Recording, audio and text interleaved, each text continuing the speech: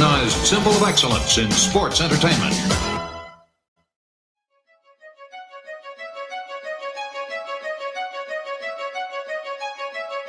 HHMG.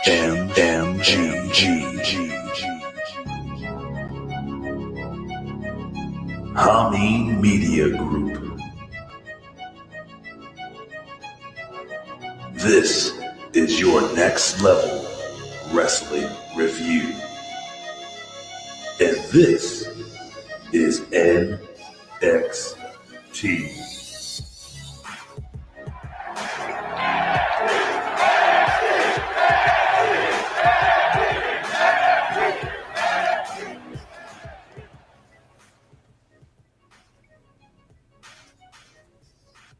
Wrestling has more than one royal family. Ladies and gentlemen, the home of your two-time, that's 4 Hammie Award winners. Ladies and gentlemen, it is me, the reporter of the people, the man with the plan, Big Ray, here to say to talk some lucha libre today. And ladies and gentlemen, he is the one and only. He is the grandson of an electrician. Ladies and gentlemen, he is this 7-time international House of Pancakes champion. Ladies and gentlemen, it is the one, the only, the vet. He's a Rip Rogers guy.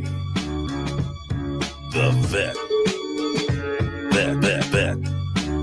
Rip Rogers guy. Ladies and gentlemen, like I just said, this man pours syrup all over those pancakes, knocking them out one by one. Ladies and gentlemen, your 2-time Hammie Award winning Man of the Year. He is a Rip Rogers guy. It is the vet, Jamie Williams. What is going on, vet? I like the pancakes with the cheesecake baked inside. I fucking love pancakes with cheesecake inside of them.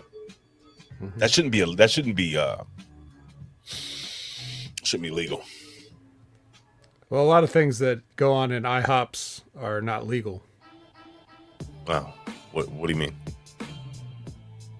So I think it's time that we shout out the chat. Oh shit. Hold on. Wait a second. What are you talking about? IHOP and pancakes and shit. Just you said I was the champion.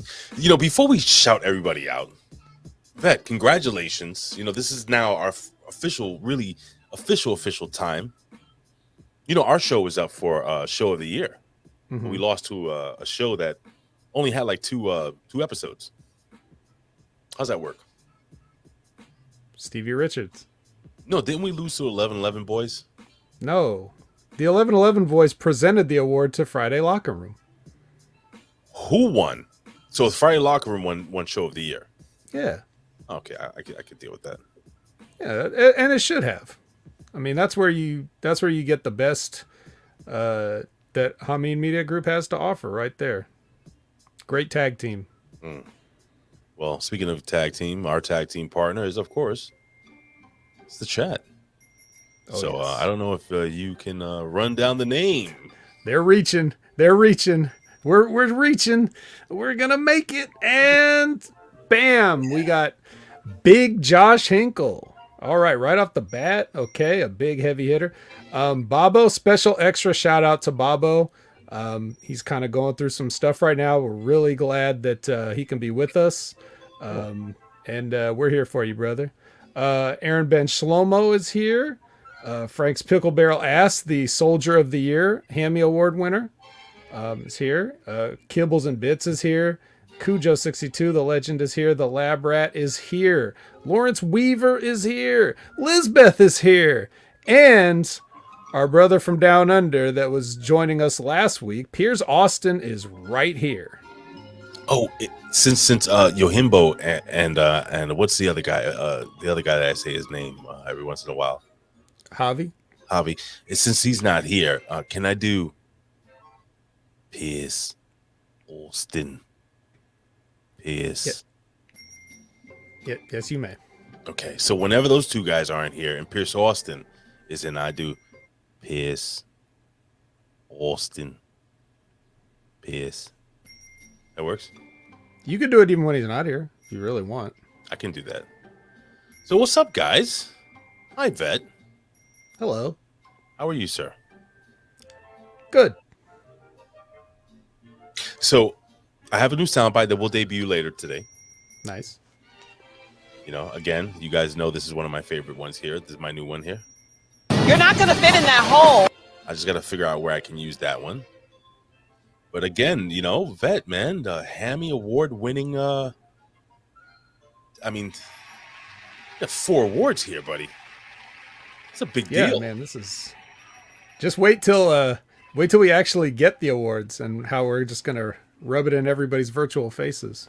Yeah, I'm just going to I have so much stuff I can do with my award.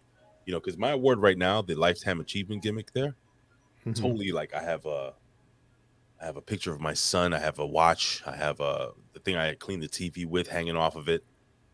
Jesus Christ. Well, I have a coronavirus mask on it. So much to...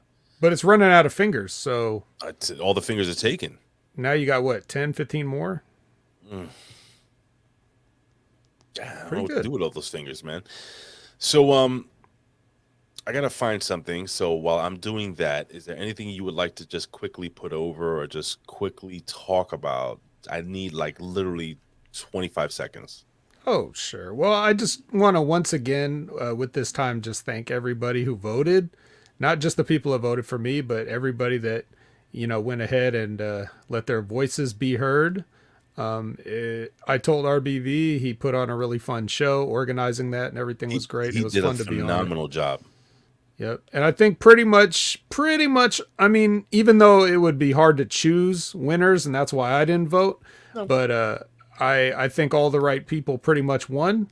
You know, your Producer of the Year award, Ray. I mean, I would have voted for you, but you got to share it. So that's... Whoa. Wow. You didn't vote for me? I told you I didn't vote for anyone. If you voted for me... That would have broken the tie. Fuck! Shit!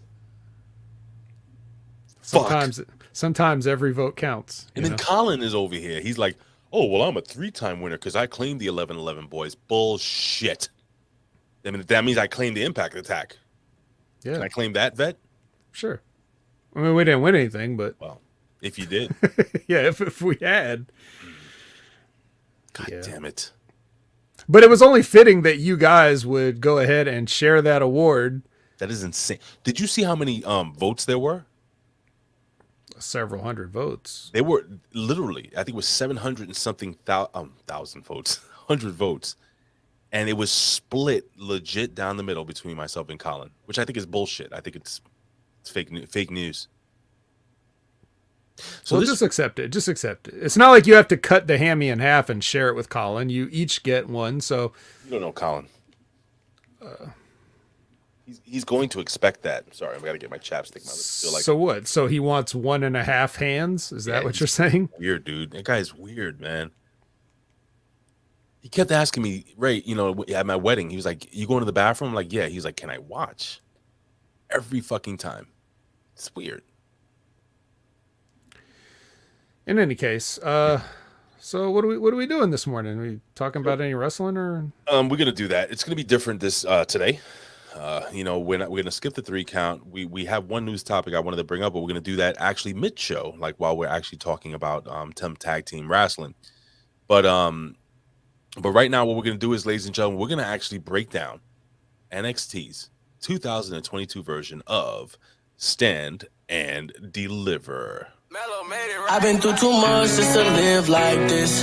Double on my cup, you can't sip like this. I fill my pockets till they stuff so they fit like this. Now she know I'm up cause I drip like this. Yeah, I won't give a fuck. Ladies and gentlemen, it was Stand and Deliver. It took place WrestleMania weekend. That's the morning. Saturday, April 2nd, 2022. It was broadcast at 1 p.m. Eastern Standard Time. Live on the cock. All right, Vet. So like I was explaining to Vet off air, I actually couldn't really watch the NXT gimmick, Schneebitz. So I had to watch it last night on the train. So in between, policing the MTA, you're like smacking crack pipes out of people's hands, and like you've got your phone in front of you. Like, well, what I'm gonna start doing is every time, because I've done it so many times, just literally like physically push people off not into the tracks, off the train onto the platform. I took this guy's one book bag. He had a book bag and he was smoking his weed. And I got up and I waited until the door was going to close, and I picked it up and I flung it out the door. And he chased it. I've been doing that since 2020, just hitting people and smacking things out of their hand and putting my life at risk, because apparently the cops don't want to. So somebody's got to fucking do it, right? So what I'm going to do is I'm going to start recording every single. I've recorded some things, but I'm going to record every single thing. That way, when I die, you guys will have like a one of those rolls, those clip things that WWE does, showing the highlights.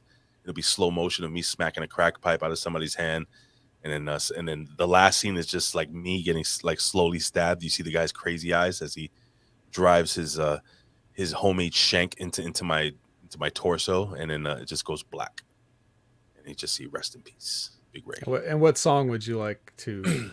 That's a good question. It's got to be something by Creed. Probably. Oh, Jesus. All right. So the pre-show. I'm sorry.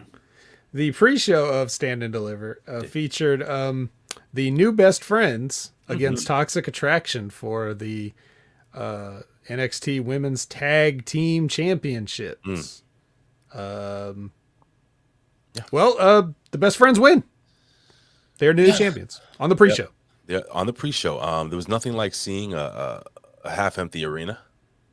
Right. You could tell, like, I don't know, Raquel Gonzalez came out, she did her whole fucking gimmick, where she shows her back, and I could swear there was a little bit of a tear in her eye, because she knew, she was like, damn, I've fallen so far. I'm never getting called up to the main roster. I'm on the fucking pre-show winning a tag team title that nobody cares about. Right. With the assist from Wendy, she threw the soda, so that helped. It was orange. Did you notice that? Did you take a note on that? Mm-hmm. Yeah. Now, was it orange soda or was it Gatorade? I don't know what it was, but she says orange soda, so I kind of have to take her at her word. Well, she's a little chunky, so I would believe that her sugar intake is a lot higher than most, most people. They could have invited Wendy in to celebrate. If you notice, they didn't. They were like, "Yeah, you can stand outside." Ring. They did the Shawn Michaels. Yeah, they did the Shawn. Get that piece of shit out of my ring. Get that piece of shit with her pillow and her soda out of my ring. Apparently, her pillow has a horseshoe in it. Yeah, well, you couldn't tell by the way it was sold. But I did like the one, too. Pillow, soda. Like, by the time you realize, like, did you just hit me with a pill? Splash. Like, that was good. The timing on that was good. But timing was almost not as good as the Vince McMahon punt to the face. Well, nothing can be as good as that. So we already talked about that. Well, we have our friend who's reporting backstage, and he wants to know what you thought of this match. I wonder what the star rating will be. I haven't heard that yet. Has anyone hit 8 yet? Are we 9? Is he into the 10s yet? That moron. Nobody cares. Soundbite. Somebody asked me what we rate this shit. That was fantastic. Did you see that shit live, Seth Rollins? What was that on? It was on WWE TV. It was on one of the pre-shows or some shit like that. Oh. I was watching the YouTube gimmick, and I was like, oh, shit. It's Seth Rollins. I said, let me see what the guy has to say. And he just fucking buried Meltzer. It was fantastic. I love when they bury Meltzer. Mr. Cody Rhodes he's not gonna fucking wrestle. He'll never sign with WWE. Oh, he signed, but he's gonna back out of his WrestleMania match. You see my room? It's fucking dirty. Fucking incredible. Yeah. So, did you like this match at all? Or? I mean, not really. It just sort of happened. Shit, right? I don't know if it was shits, dude. It's not great. It ain't good. Look, Raquel Gonzalez. Fuck, that's hot. Careful now. Raquel Gonzalez is, she's young in the business, but she's okay. Dakota Kai is like 13 years in the business. She's a little bit better than okay, which is kind of alarming. Dakota Kai is very good. I will give you that at times. And then skinny though. Well, if that's what Shayna wants. So the Toxic Attraction girls, on the other hand, though, pretty bad, like visibly bad. Like they could have their own account. You know how like they have the AEW botches account, like the Toxic Attraction girls could have their own account, but they're going out there and they're trying their best. So I don't know. I just didn't really have any notes for it. Cause I didn't really think there was anything to comment on really. No, it was just a match. It was just the match between 4 young ladies that gave it their best, and the ones that actually lost didn't give. I mean, it wasn't good. It wasn't very good. I agree. It's just so we shouldn't spend too much time on it, I guess. Let's kick right into the show, which goes in with it starts off with the ladder match for the North American title, but only Cameron Grimes and Mello get an entrance. The other guys are just standing in the ring. Like, it's just wow. Now, it's one thing when they do this on the TV show, but when you join a pay-per-view in progress and you don't even give the people that, like 4 of the entrances, like, or 3 of them, that looks bad, doesn't it? You're getting heat. Lawrence Weaver wants you to keep his girl's name out of your fucking mouth. Lawrence Weaver is the fan of Gigi, if I'm not mistaken. She looks like a giraffe with a big ass. Mm-hmm. I'd still take it to Pound Town, but it's just me. Well, you can do a lot with that. You can fit a lot in that neck, I guess. So yes, Cameron Grimes was one of the only people that actually had an entrance that went to the moon. Woo, yeah! Yeah, and everybody else standing in the ring. I'm surprised. Did Santos? So Escobar got Escobar was he didn't get just in there, like Wait, who got it? It was Carmelo. It was just Mello, the champion, and Grimes right before him. Gee, so it's almost like foreshadowing, right? The only other guy to get an entrance is the eventual winner. I don't know. Look, I don't have a lot to say about this because you guys all know by now how I feel about these car crash matches. Like, this isn't sports, this isn't wrestling, this is stunts, and I'm not a fan of it. But what everybody's going to want to talk about from this is you go ahead and say it. You like saying it. Well, I wasn't going to say that. I was gonna mention that later, but I think the sickest bump of this match was Solo Sikoa taking the fucking sunset flip off the ladder onto a ladder. That was the hardest I've ever seen. You've been in the ring. Have you ever seen a wrestler hit a ladder that hard and not break it? No, but that's not. I've never been in the ring with somebody getting powerbombed on a ladder either. No. Well, of course, I'll just say the name and you can continue. It's Grayson Waller. Waller. Well, maybe you can continue, because what even was that he did? He went viral. The fucking elbow drop. He made sure. So he was going to miss the ladder. Okay.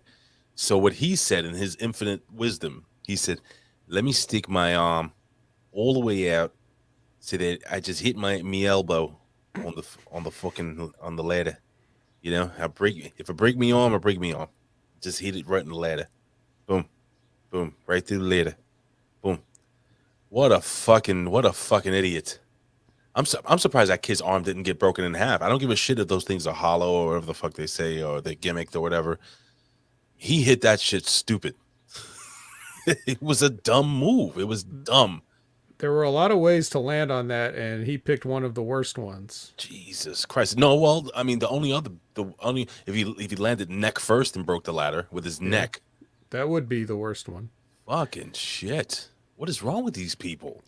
I don't know, but you know what it is too. It's like it's almost like he chickened out in mid-flight. But you can't, you know what I mean? Like you have to, if you're going to do something like that, you have to commit to it. If you can't commit to it, then just say, I'm not doing that.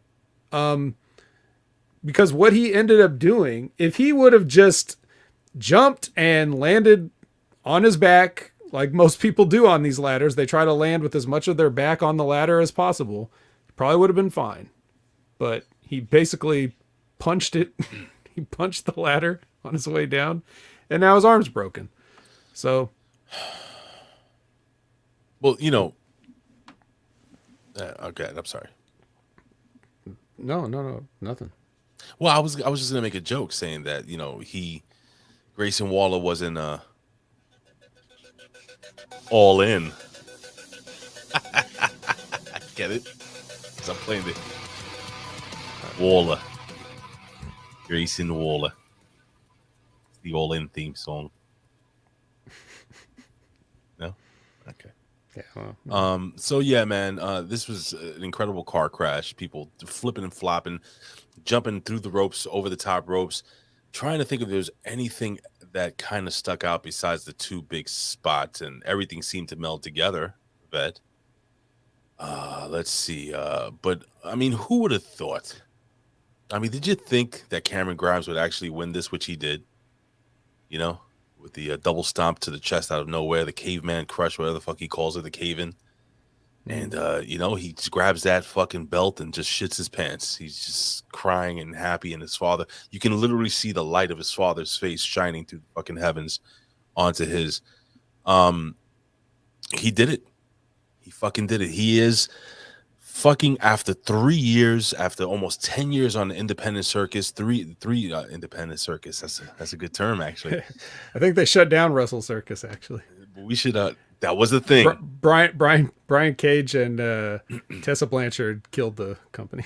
That was a thing, but my God, what is this? Cujo says, Jesus Christ of Latter Day Saints. That's a pop. But yes, man, after all this, you know, doing it for his dad, this man is finally a mid-card champion on a developmental brand. Just like his dad always dreamed for him. Right? His dad with the fucking belt that he ordered from Pro Wrestling Illustrated magazine. Yeah, he's just like, son, just be a champion. Any champion. You know, the championship champion belt. you can. I've made some pretty dope championship belts. I think mine look better than any of the belts we've seen so far. You know what I used to? Did you do that too, Vet? Come on. I mean, you made your own belts right at home. How'd you do yours? I didn't make them. But you remember when they sold the little foam WWF belt? Yeah, I had one of those, but I didn't make any out of tinfoil or nothing. Who do you think I am, John Cena? Fuck John Cena. You know what I used to do? So back in the day, remember. So you're close to my age, a little younger than me, but you're close to my age. But when I was a kid, Duracell double or D batteries, they had double D batteries, these big batteries, right? You could take a butter knife and stick it underneath the it wasn't like a label. It was actually like a sheet, a metal sheet around the battery. And I used to peel them off. And you can make, and I would make a big center plate, and it was just incredible, dude. I wish I had a picture of the shit I used to make. I made some dope ass championship belts out of Duracell battery covers, and it was just awesome, dude. It was metal, and then I would use cardboard, right? But the cardboard I would use black like duct tape, not black, no, like electric tape or something like that to make it look like leather. But I would use like 3 rolls, so it was like a ton of it, and it'd have like flexibility and shit. Dude, I mean, I made some dope ass belts. I didn't use no aluminum foil. I used real metal. I used to take it outside behind my building. We used to fight for it underneath the monkey bars and steel cage matches. It was awesome. Anyway. Did you ever defend that championship against Bill Apter? I did not, but I did give a belly to back suplex to this kid, Tony Karambot, and I literally knocked the wind out of him. Like he was like, I thought he died. But again, I was a much bigger kid than old Tony. And the championship was on the line. So Right. But anyway, so all of that happened was better than this match. okay. Well, then let's try the Italian face-off here of D'Angelo versus Ciampa. You see, as Ciampa comes out, he's doing the DX entrance poses and moves in this match. He's even like, he's really definitely like trying to do a tribute here, which is, I don't know. Did that not come off as super genuine and cool? To anybody else? Just him doing the Triple H water, the Shawn Michaels muscles pose, and then of course in the match doing the high knee. Well, he fucked it up, but he tried to do the high knee. Then he did a spine buster that did not look anywhere near as good as Triple H's. Are you being sarcastic or are you being sincere?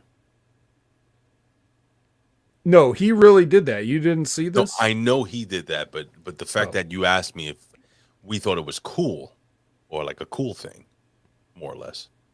Well, he obviously didn't think he was making fun of them with it. So I'm just saying, did that come off like he wanted it to?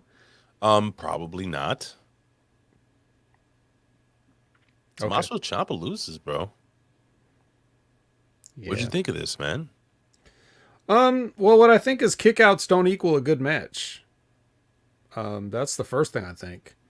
But that's his style. That's what he and Johnny Gargano did when they got pushed into the main event spot when the WWE took all the other good workers out of there.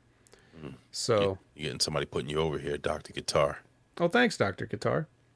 You know, I did it for you, buddy. I did. I everything I did for Dr. Guitar. I've never seen Dr. Guitar in here before. Well, he's very busy. He's a guitar player. Oh, and he's a doctor. And a doctor, so like, it's like because you can imagine the amount of time that he probably doesn't have. Is he a doctor that fixes guitars, like a doctor of guitars, or is he a doctor that plays guitars? We need to clarify this. Well, he definitely plays the guitar. He could also fix them. I think any good guitar player should also be able to fix one. Got it. Okay. That makes sense. But I don't know. I'm not his biographer. I'm just glad he's here, and I appreciate his kind words. So Ciampa here, kicks out of a ball shot, and Tony D'Angelo's finish. Okay, and then Tony kicks out of the fairy tale ending. Ooh. And who does that? I don't know, but it's like, I feel like I never really had this conversation because I'm not into kicking out of finishes, but I don't know. Is it like a negotiation thing? Like, hey man, I really would like to kick out of a ball shot and your finish, but you could kick out of my finish, so it'll be even. Like, do you have to like talk people into this, or does he confidently go up and say, yeah, that finish you do, yeah, I'm going to kick out of that. And then I'll hit you with my finish, and then you can kick out of that. Like, how does that go? I don't know. I would be curious to hear. I think what we should do is, I think we should do a little role play. I'll play Tony D'Angelo, and you can be Tommaso Ciampa, and let's kind of figure out what a conversation backstage would be before this match. Is that fair, real quick? Okay. All right. Hey, what's going on, Paisan? We got this match going on. What are we gonna do here? Yeah, I was thinking about I'm gonna hit you with like 20 clotheslines, and then I'm gonna do all Triple H's moves too. Oh, Madon, that sounds like a good idea. What are we doing for the finish? Yeah, so I'm thinking the finish is, well, you're going over tonight, kid. So you're welcome. Whoa. You're gonna DDT me on the floor, and then you're gonna scrape me up with a spatula, and then you're gonna kick me and then pin me. Oh, forget about it. Hey, listen, this is what we're gonna do over here, all right? I'm gonna let you hit my finisher, all right? No. Forget about hitting my finisher. You're gonna kick out of my finisher, all right? We're gonna do that. I'm gonna pay you a tribute. You know how we do in Italy, you know? Well, I was already gonna kick out of your finisher, so. Oh, I mean, that goes without saying, but you could kick out of mine though. Hey, that sounds like a fucking plan over here. Thank you so much. I appreciate it. Can I shake your hand now or should I do it after the match? Yeah, don't touch me. See you out there, kid. So that's probably how. Something like that, I would guess. Yeah. So, ladies and gentlemen, we just gave you a free version of Master Shoot Theater here on the Next Level Wrestling Review. We're already campaigning for our next year that we're going to be able to beat the Friday Locker Room Boys and get that show of the year. Fuck yeah. Mod on. It's never too early. But I thought that, I did think the actual finish was flat, no pun intended. It was. It was like, it should have just, I don't know, man. But look, so for the people that didn't watch the pay-per-view, what happened was Tony D, after all this shit, kicking out of each other's finishers, earlier during the match, Tommaso Ciampa had removed the padding off the floor, exposing the cement floor. He got hit with a good-looking DDT. I'll put it out there. And then Tony D'Angelo also sold the fact that he hit a DDT on the cement floor, so he was hurt. He threw Tommaso Ciampa back in the match, and he's like, "Oh, I'm gonna fucking be the Don over here. This is what I'm gonna do." And he hit him with this. It was like a mush. You know when you mush somebody's face, but with his foot. It wasn't even a kick. It was like get that, move, roll over. Yeah. Even Dakota Kai was like, "Ooh, ooh, no." Yeah. That's a good Dakota Kai. I can see her saying that to her wife. Those jagged teeth. That's where your new drop goes, Ray. You know the one. You're never gonna fit. But, oh, hold on. That's a perfect. You're right. You're not gonna fit in that hole. It lost something because I had to explain it. I know. I'm sorry. But just be ready because those organic moments like that, literally organic, like as in organs. We're talking about organs. Whoa. Frank's Pickleborough ass. You're from New Jersey. You're fucking Italian. You're over here telling me the gabagool is nasty? It's not nasty. You're nasty. Whatever. Yeah. So, yeah. So basically he like pushed him with his foot on the back of the head gently and pinned him for the 1, 2, 3. He was already dead, but just that little extra, just to let everybody know. Boy, but guess what, Vet, real quick, we get to look forward to this NXT and him being made. Oh, Madon. Right. Which, well, one good thing came out of that, which we'll get to, but. Oh, what was the guy, the chubby guy that he's with? We'll get to it. Yeah. Because he was here too, but I don't want to talk about him now. All right, we'll talk about him. But yeah, so now this was weird because when I watched the replay, I actually used the Peacock to watch the replay of this of this event. And what happens is he goes up to the stage. Who's he? Right? I'm sorry. After Ciampa loses, and he's doing his walk, right? He walk up the ramp, his walk of shame. And then what happened on the Peacock replay is it goes up there, it fades out, they go to a commercial, and then it comes back from commercial for like a split second, and I hear the King of Kings theme playing, and then I see Tommaso Ciampa walk back through the curtain. Yeah, it was weird.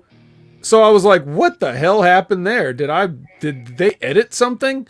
And then later on in the show, they showed like, oh, during the break, we saw this, but I already saw the end of that before you went to break. So what was this? All right.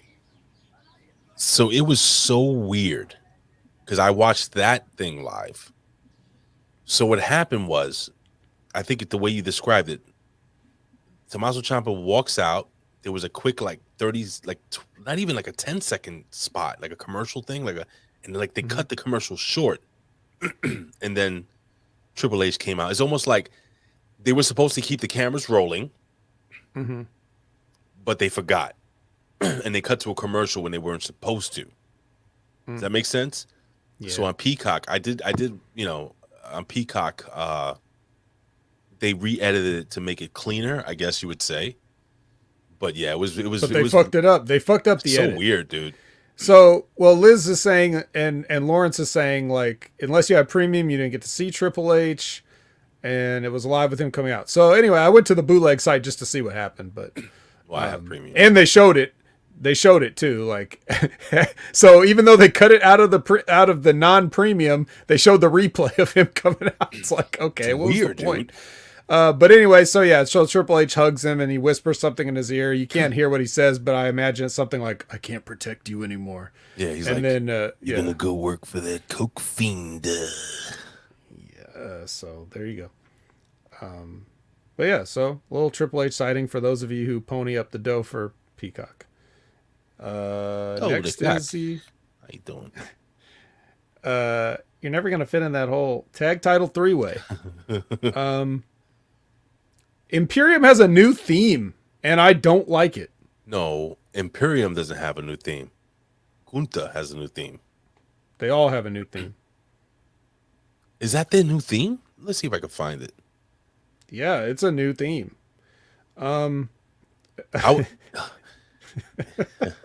Imperium. What happened? I assume Cujo's comment is based on what Triple H whispered to Thomas. It's what did he say? Let me see. Read it. He said, "Ow, my heart."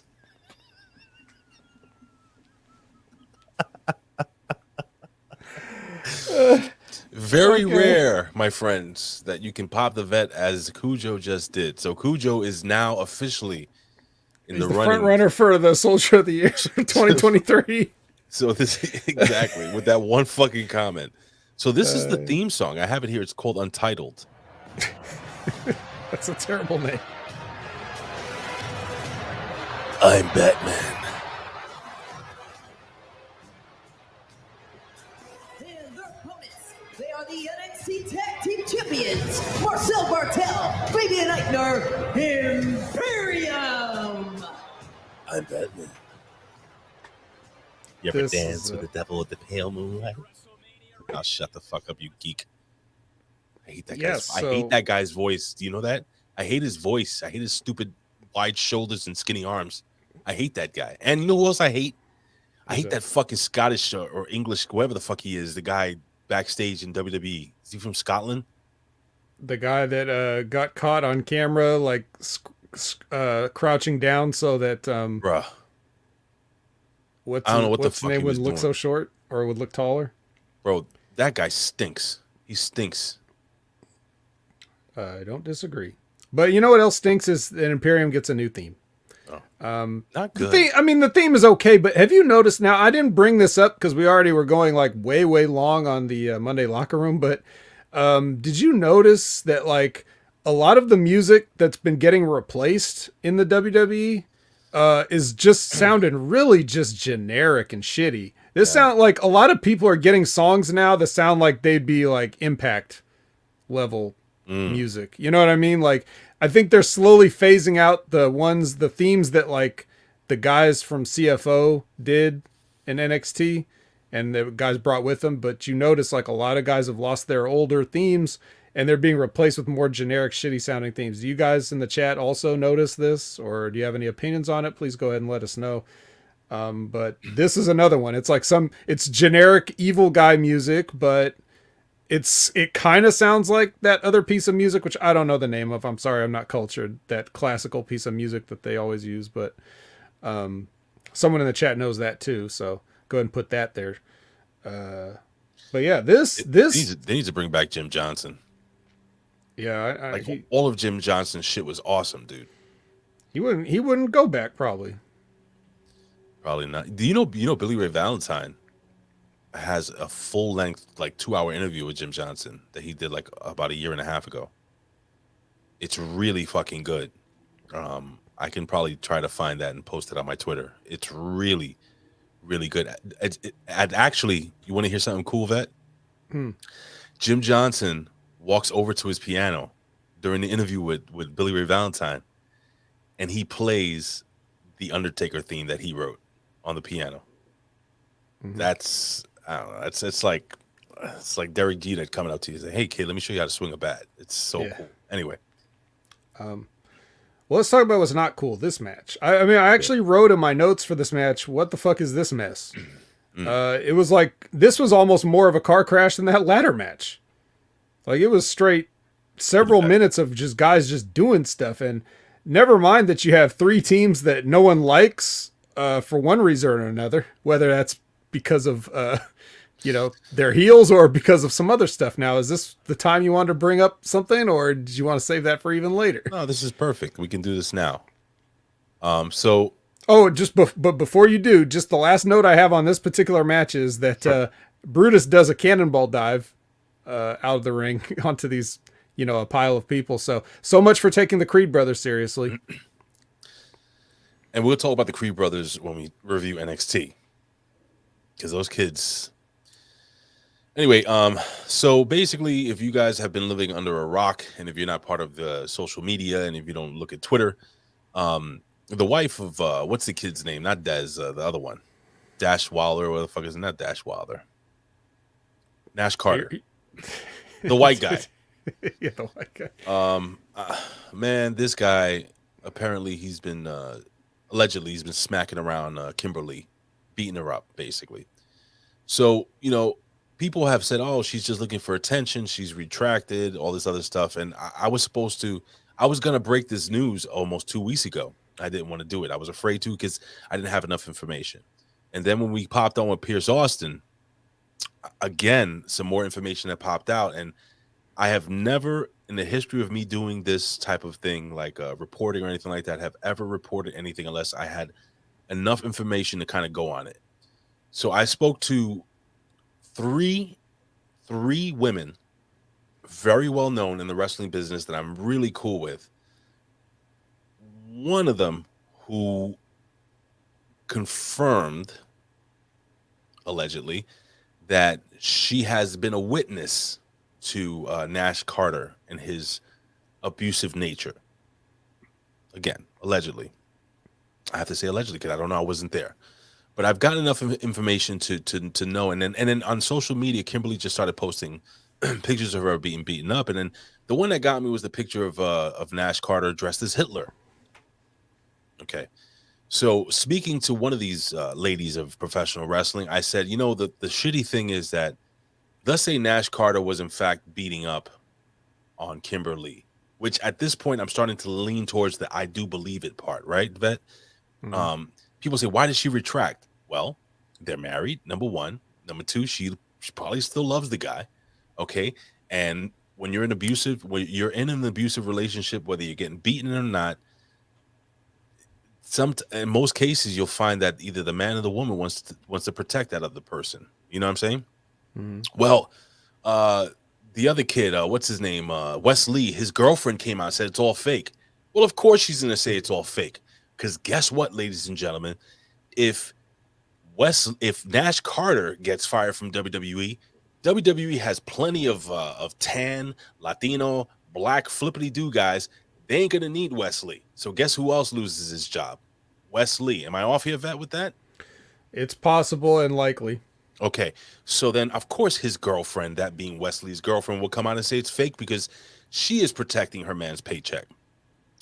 So with all that being said, I had spoken to one of these ladies of wrestling, I'll call her that, and I said, the funny thing is, and it's not funny, is that if if Nash Carter does lose his job, it's not going to be for the alleged physical beatings that he gave Kimberly. It would be that one picture of him dressed as Hitler. Your thought? No, I don't think so. I think no, because look. I'll see if I can pull up those pictures. Just I should have them here. Go ahead, Vet. When the speaking out movement came out, became like a big topic a few years ago, certain people were dealt with very swiftly. A lot of guys in NXT UK immediately lost their jobs. Remember gentleman Jack Gallagher? There was not even any resistance on his part. Forgot about that guy. Right. So if we saw these pictures on Twitter, that means that the WWE has known about whatever we found out about for way longer, right? You can't keep secrets around there. Right. So they knew, and if they didn't want this heat brought down on them, then they would dealt with it accordingly. So and just real quick, this is a picture of this is what Ben Hameen just sent me. Just a picture of fucking beautiful waters. Well, that's abusive in and of itself, right? Because And that's him taunting us with. that's him getting swallowed by the water. Oh, But let's get back to these pictures. Let's just dissect this here.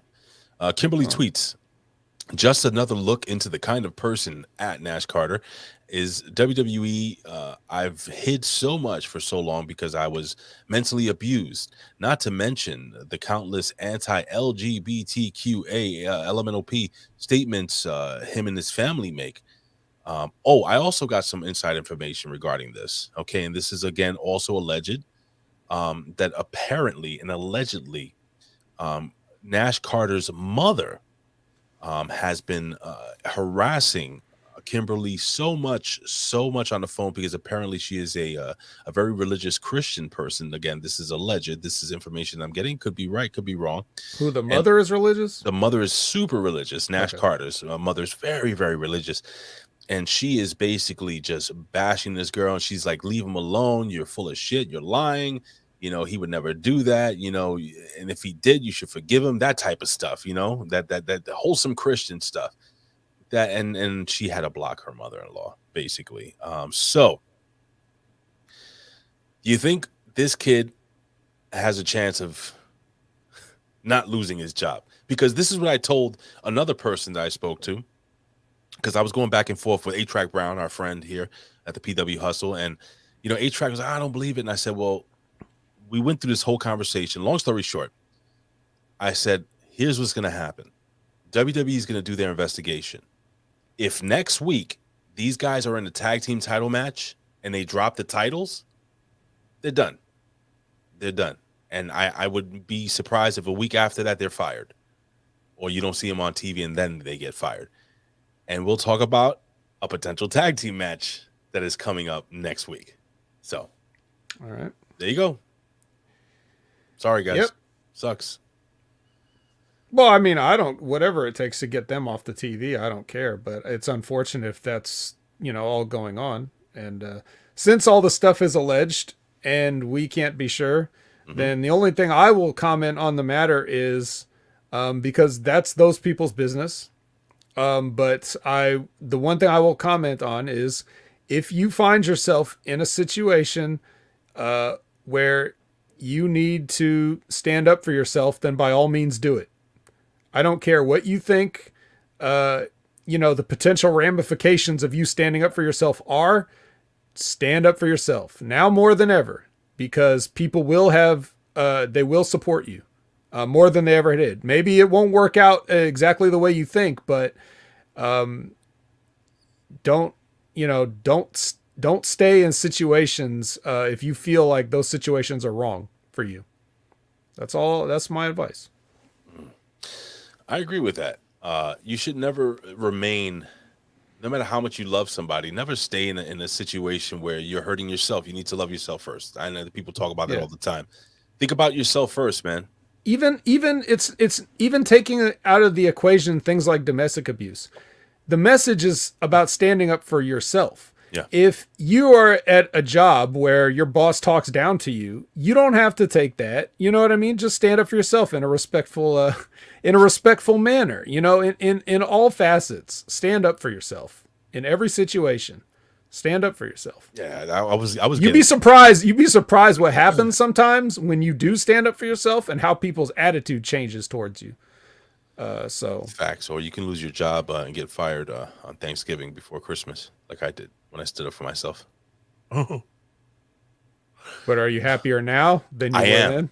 And you see, that's a good point, because I was miserable at that job. The person, my boss, was trying to get a family member into the building, and he was just riding me. I was the last guy that was hired, so I was like low on the totem pole at the time, and I was miserable. He was just picking on me, and he it was a situation, Vet, where if it came to a physical confrontation, you know what I mean, I would crush him. But because of his stature, because of where he was, he could talk down to me, and I just, enough was enough, bro.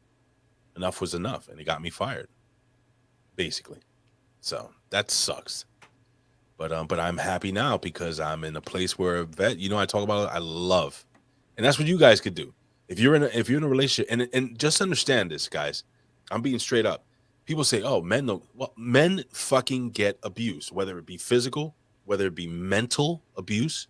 You know, look at Will Smith. That's a perfect example. The guy's fucking destroyed. His mind is fucking butter, melted butter at this point in juncture. Again, I'm not in that relationship. From what I see, it appears to be an abusive relationship mentally. Leave. Okay? It hurts for a little while. You will miss that person. You're going to think of all the good things, even though 90% are bad. But eventually, you'll find yourself in a better place. You'll feel better about yourself. You can rebuild yourself and find or not find somebody, you know, to fill that spot. Because sometimes, you know, not everybody's meant to be married and to have a lifelong partner. You got to find your happy place. And if Kimberly is at a point where she just could not, you know, take it anymore, then good for her. I just wish sometimes in most of these cases that these people would just move on quicker. But it's not that easy, guys. I'm sorry, Vet. Look at us. Look at me and you, Vet. We want to fucking not watch wrestling ever again, but we're here. Mm-hmm. Abusive. This wrestling, pro wrestling is an abusive relationship. Well, I stand up for myself by calling everybody out when they suck. And deliver. Mm-hmm. All right, let's run through this quick. All right, well, there's really nothing else to say about this match. I thought it sucked, but MSK did win. So new tag team champs. Anyway, yeah, yay. Women's 4-way. This was more just doing stuff gratuitously. I think that's the story of this match. Kaylee Ray powerbombed herself trying to do a Cactus Jack smash to the outside. I mean, did Kaylee Ray really think that Cora Jade was going to catch her on that? I mean, dude, imagine that. Imagine being up on the top rope and being like, all right, somersault to the outside. This little girl's going to catch me. She won't even ride a skateboard. Didn't even happen. Yeah, so then she catches Io's whole lower body to the head right after that. So not a great night for Kaylee Ray. At least Io gave Mandy a German that looked good and safe in this match, so that was nice. And Cora completely missed a top rope senton to break up a pin. These are just a few of the things that you could have seen if you watched this travesty of a match. Pretty bad. But in the end, Mandy Rose retained. And do you think they picked the right person to go over? Yeah, I think so. I think so too. There's nobody here except for maybe Io Shirai. I just don't like if you want to make somebody, make them in a singles. Don't just cheaply take. I guess taking the belt off somebody in a multi-person match is like a heel thing to do. Mm-hmm. And everybody here, the story of this match was everybody versus Mandy was kind of like the way this whole thing came about. So, you know, that's heat her winning, right? Yeah. Prior to this, there was one interesting vignette of Joe Gacy in Harlan, and he cuts a promo on the assassination of JFK without mentioning the assassination of JFK vet, you know. Mm-hmm. Gacy asked why only, and you know what's funny, again, I say this again about this Joe Gacy character, and this is why I really do like him a lot. He is a heel, but he speaks so much truth, and he says, why only tragedy unites people? Why does only tragedy unite people and not triumph? He says there's a better way, and he will lead us to it. I'm starting to dig what he's saying, brother. It's true. You ever notice that like New Yorkers hate each other, but when shit goes down like 9/11, we're all together and we look out for each other. You know what I mean? The United States, when we go to war, we all hate each other, and then we go to war and we're all like on the same side most of the time, not anymore. But yeah. So he's kind of right. Tragedy. Do you find it odd that a guy that is his character is mostly based around being like the kind of person that's doing like a cult brainwashing thing, kind of sucks at promos? Like Joe Gacy is not a good promo. I'm sorry. I want to hear somebody try to defend this guy's actual speaking ability. It fits for who he is. Does it? I think so. Have you seen anybody else like in this kind of a gimmick? And think of the real life people that you've seen doing this, what he's doing a version of, and how many of them talk in a shitty scripted wrestling promo. I want you kids out there who have never seen Waylon Mercy to check out his shit. Like he's Dan Spivey was so good, and that character could have gone so far, and he just didn't go with it, man. Everything from that. Remember, he had the little fucking tattoo of the knife over his eyebrow. Yeah. I mean, he is Bray Wyatt. Bray Wyatt did it great as well. What other type cult leaders are out there? Well, I'm just saying, look at the real ones. Look at Charles Manson. Look at, Of course. they're all pretty good talkers. Yeah. So now I'm not that familiar with Joe Gacy's career before this, so he might be good at promos, and the way he's doing this on purpose is bad. But I don't know why. I don't know why he would. I don't know why you wouldn't want like a smooth talking, charismatic, creepy. Like he should be creepy. He should be creepy. But the way he talks is too stilted. Ben Hameen. You know what I mean? He kind of leads a cult. Yeah. Anyway, Way better talker than Joe Gacy. way better talker. And Lawrence Hold on. Weaver talking about higher learning. He's talking about that guy like that. The guy you're talking about, way better promo than Joe Gacy. Mm-hmm. It just, I don't know. I find it works. It works for him. Don't Not work that for it me, makes brother. it good. I don't disagree. All right. But let's talk about what does work for me. Walter again. Walter versus L.A. Knight. Yeah, dummy. I didn't really have any notes on this, but this was just, I mean, Walter came to beat the fuck out of somebody, and L.A. Knight came to have a regular match. So, I mean, that's what we got. But again, Knight goes under, and it's not really looking good for L.A. Knight's prospects, which is a very big shame to me.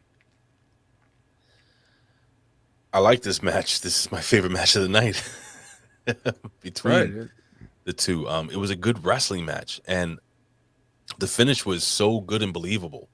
You know, fucking Gunther just, you know, he hulks up.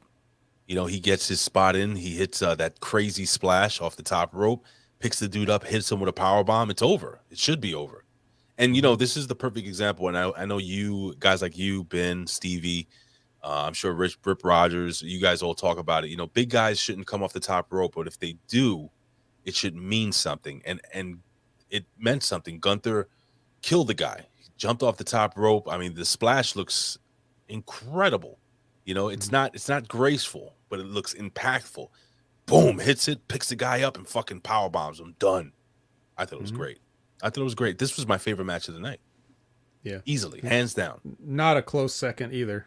No, like the other things were barely matches, and the only other thing resembling a wrestling match is the main event, which we're about to talk about. Yep. This is Junior, and it's Dolph Ziggler. There was a couple early screw ups here, and I went back and I watched them, and I was trying to like figure out what happened. I watched that first thing where it looked like, I still don't know what it was. I rewound it 5 times trying to see like, walk me through it. What did they do? I don't even remember now, but it was like, I still don't, I don't know. I was trying to figure out what am I looking at. So I can't even tell you, but it looked like there was some sort of a miscommunication where the spear to the back. No. It was at the very beginning where, they're doing a rope running spot and Dolph thinks he's gonna do a leapfrog or something, and then Junior just kind of like runs into him and gives him a slam. That's the normal spot he does, where you see him catch somebody out of a leapfrog, and he did that a few moments later. But anyways, it was just bizarre. But the point is, I was trying to figure out what actually went wrong, and I couldn't even identify what they tried to do. I couldn't even imagine what the spot was supposed to be. So I don't know who to blame for it. I mean, obviously people would want to blame Braun because he's, you know, green and stuff like that. And obviously Dolph could never do anything. He's just so great, right? He can never do anything wrong. So, but then again, you know, like that picture behind you shows how you can definitely have a mistake-free match with Braun. So maybe Dolph was trying to do too much. I don't know. But it was, you know, not pretty there. There was an impressive array of chin locks, but no less boring. And Dolph also did the stare and disbelief spot 3 times. You know, where he's like, I can't believe this guy is not hurt. Yeah, when he hit the super kick and when he hit the yep. So I didn't really necessarily, it wasn't bad. I didn't particularly enjoy it, but obviously the big news coming out of this is everybody just assumed it was a foregone conclusion that Junior's taking the title back home, and he absolutely did not. He did not. He lost. Yeah, so. But to follow up with that, Monday Night Raw happened. Right. And I never watched Monday Night Raw. But I said, you know what? I'm going to watch it. But I'm Cody's biggest fan now, and I'm going to watch this episode. So let me explain. For Cody, my favorite wrestler, Cody. So Cody is not my favorite wrestler. But I never understood why people never didn't like him. You know, I always thought, you know, I thought he was good. I don't think he was a bad promo or anything like that. I remember the first time I saw Cody Rhodes when he was at his father's induction to the Hall of Fame.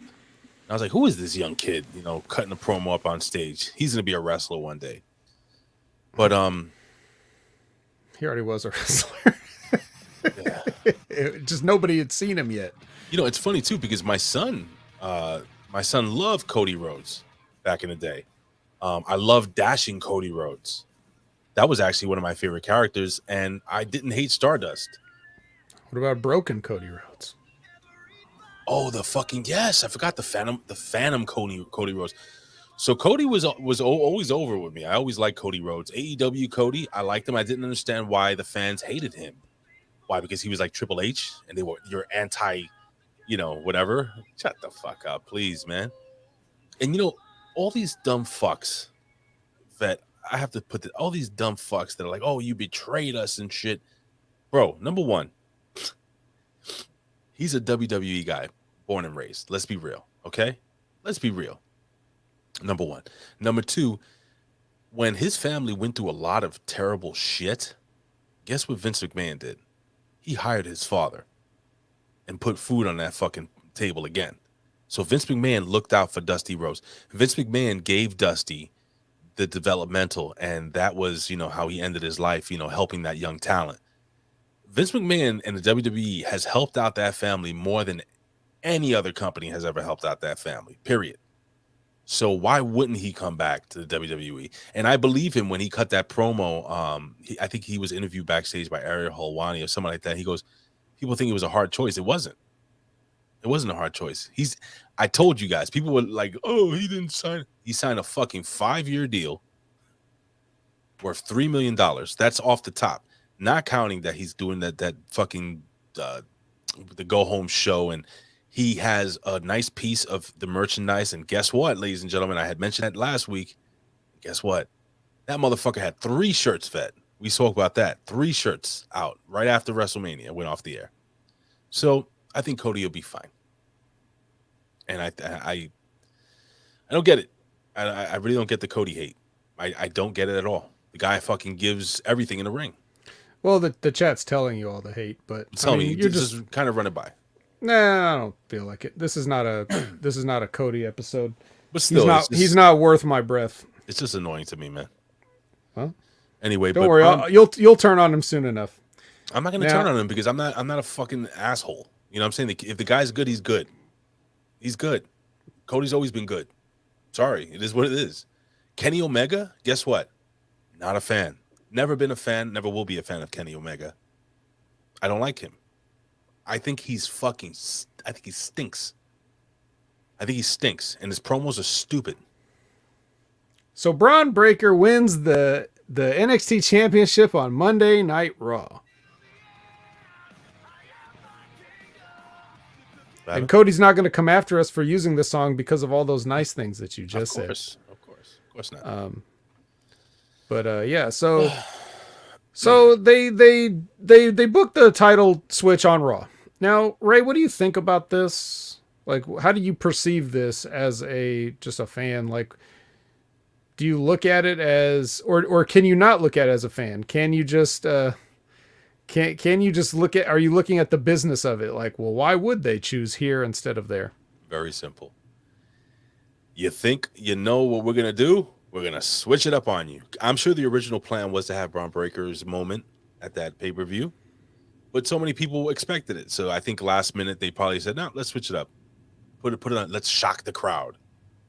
You know, and that's what happened. And then they just went with the original plan on Raw. That's it. Very simple. That's it. So it's not that nobody's watching NXT, so that too. Do it on the show. You know what? That too. Very excellent fucking point, Vet. I guess they wanted to put Braun Breaker on a stage where people were gonna fucking watch. Apparently, this is one of the highest rated fucking Raws in a while. This past Monday, and the highest rated segment was. Well, did they get back up over 2? They sure as fuck did. Okay. Chat, is there any way, anybody in the chat right now, can you find the ratings for this past week's Monday Night Raw? Don't put the demographics on that shit. That shit doesn't fucking matter. Just tell me how many people watched Raw last week from the first hour and the second hour. Please, chat. I'm depending on you now, so we're gonna move on.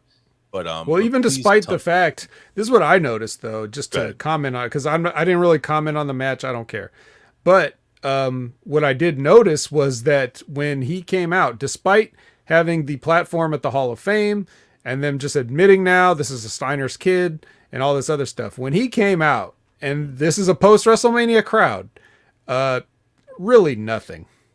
Like those people could not have cared less if he won that belt from Dolph or not. They were more into Dolph, I think. So that right there, it's not, I don't want to say it's a bad sign. Like we should read something into that. I'll tell you what it is, but go ahead. But it does highlight how bad of a job that they've already done with him in making him a presence in the fans' minds. Again, hold on. Raw after WrestleMania.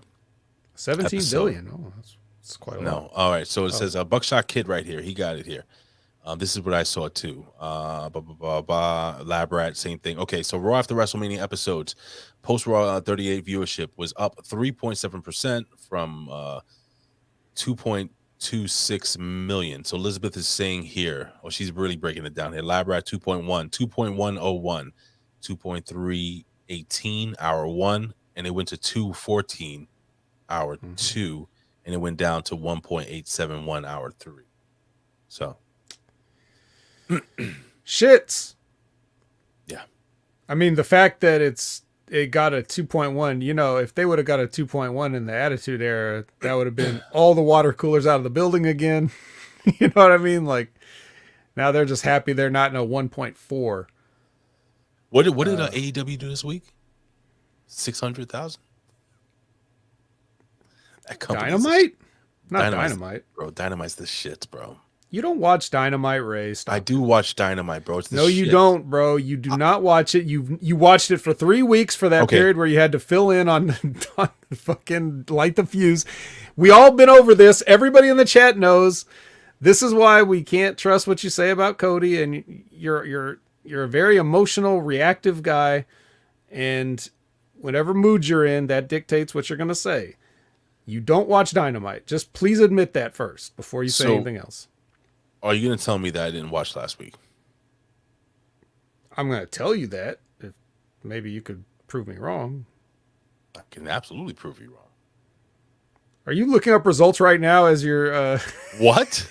Are you Googling results for last week's Dynamite as you're trying to make yourself the babyface in the situation? Look, first and foremost, you know, if I, off the top of my head, I remember the night kicked off with CM Punk versus Dash Hardwood.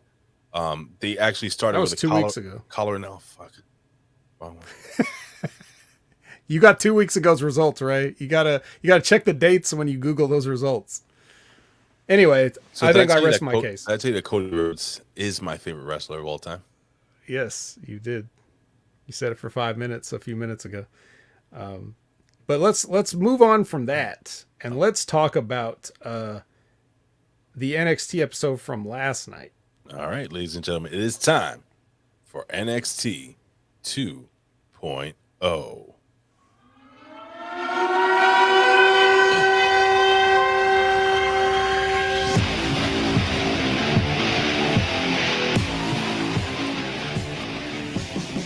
It is NXT 2.0, which took place Tuesday evening, April 5th, 2022. The fallout from WrestleMania, the fallout from Stand and Deliver. Ladies and gentlemen, it was live. Fallout from Monday Night Raw. Fallout from Monday Night Raw. It's everybody falling out everywhere.